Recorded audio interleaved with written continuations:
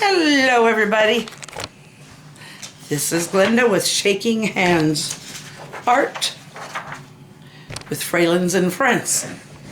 And you are the friends, all of you, whoever you are.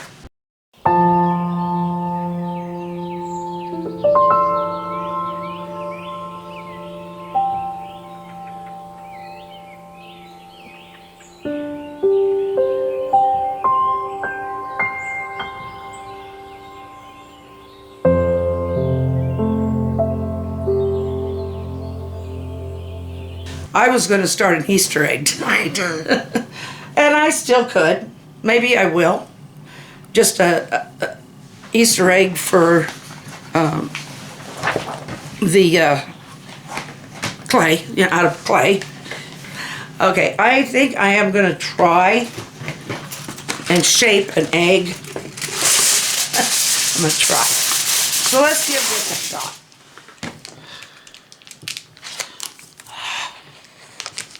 You know the old question, what came first, the chicken or the egg? I already have the answer to that, and I'll bet you do too. What do you think it is? Which do you think came first?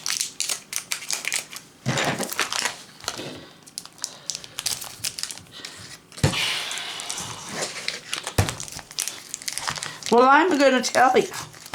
It was the chicken and the rooster. For two reasons. How did the egg get there?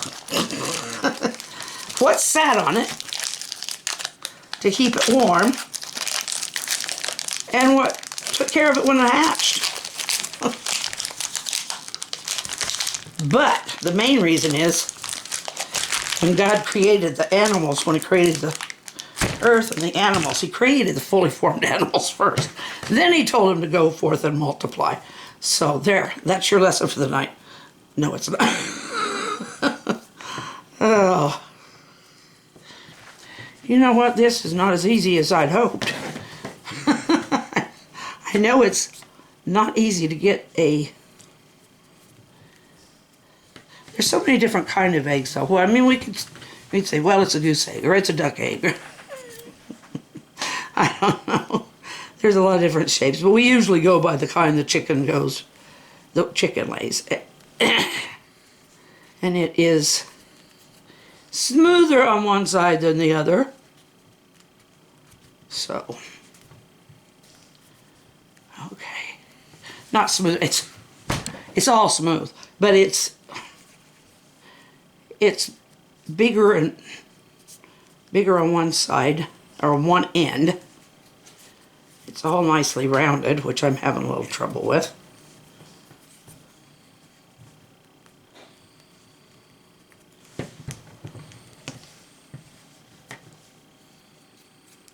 Okay, I think that's to the point where I can bake this part, because then I'll be doing the other, but you'll just have to forgive me if it's not perfect.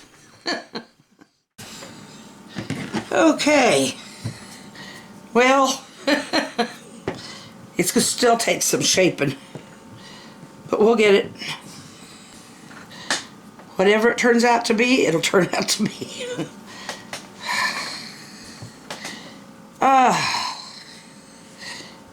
You know what? One thing that's important about the egg this time of year to remember, it's almost spring. In fact, we're pretty much into spring, whether the weather lets us know it or not. And the egg represents new life, because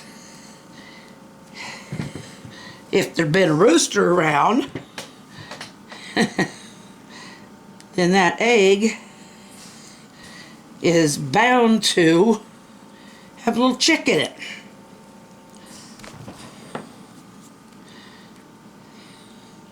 Just think of the spring lamb and all the calves that are being born. Of course, February and March, mostly February, for some reason, is when cows tend to want to have their calves. I thought it was kind of different maybe for different places. I don't know. I guess they just have their babies. It depends, of course, on when they were bred and all that. So, and that, of course, depends a little bit on the farmer, because most of them do artificial insemination anymore. But anyway, there's going to be flowers, hopefully, and gardens springing up. And just see and I think that's why the egg became so important at Easter. Because, well, Jesus arose on Easter Sunday, and he rose to his forever.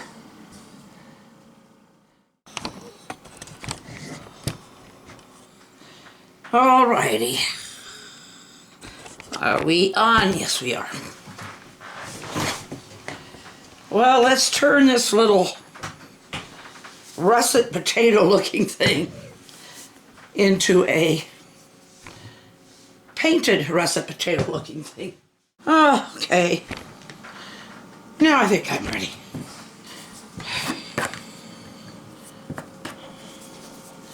Nice little russet potato, huh? Not much of an egg. That's okay. It'll paint and it'll be pretty. I'm just going to start with some white. It's still just a little tiny bit warm. So maybe it'll kind of help. You can't do that, Glenda. Oh, that's what I was trying not to do.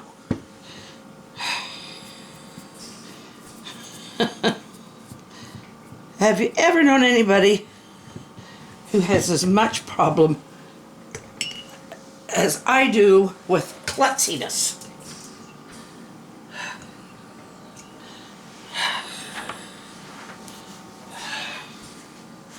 Okay.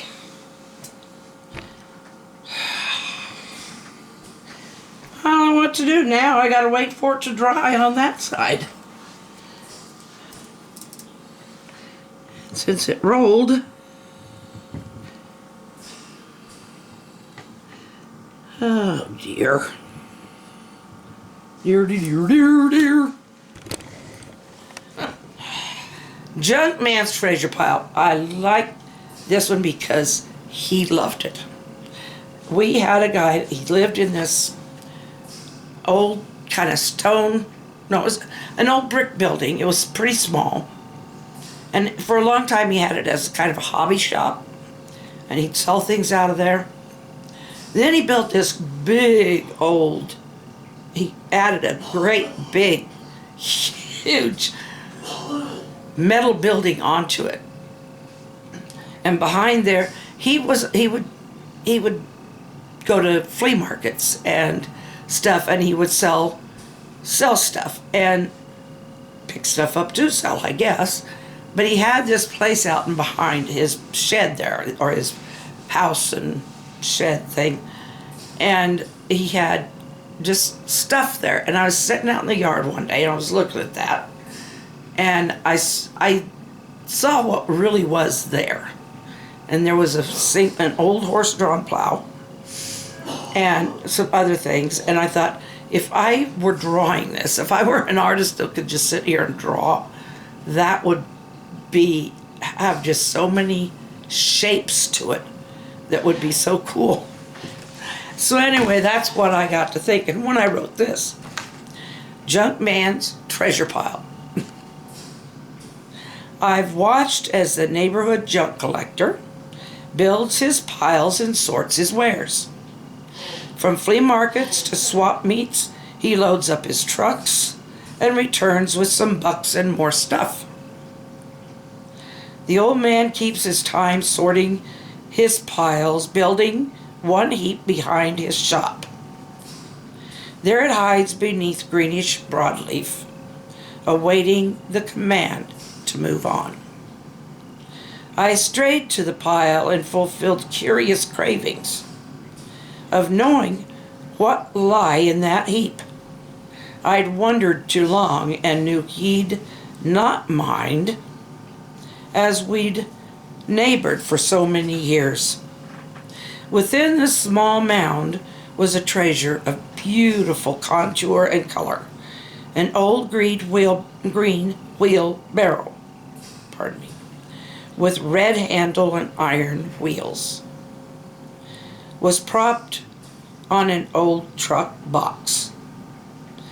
The truck's tool chest shone through a bicycle or two and parts of an old A-frame swing. Along one side, some towers of tires with tread worn for many years' use. In a corner alone, a prize indeed, stood an antique horse-drawn Singleton plow. A wonderful world of odd shapes and pieces, aging as the matured man had done. An old jewel fulfills a new need as the artist builds his sculpture. The collector of time loads for a swap and is off to find stories again. You think about those things that are sitting out there, what kind of stories could they tell? And I didn't know it until, well, after he was gone. But he built a berm and filled it, with some soil and grew some grass on top. And that plow that I mentioned in there, he painted it all red and he made a display of it there. And I thought that was so cool. And years after he was gone, I think it was maybe his sister or sister-in-law, that wasn't dry enough, told me that he had just loved that poem. I said I was afraid I'd offend him with, talking about how old he was and that kind of stuff. And she said no, he absolutely loved it. He took it for her to read because I had taken it over and given it to him. I gave him his own copy. So it was pretty cool. He was a pretty cool old dude. Joe used to love to go in there and talk to him. He was married when we first moved there. Oh, they hadn't been married long because they were both. She was widowed and he was a widower, and somehow they found each other, came together, and made a couple. So I'm still fighting this little russet down here.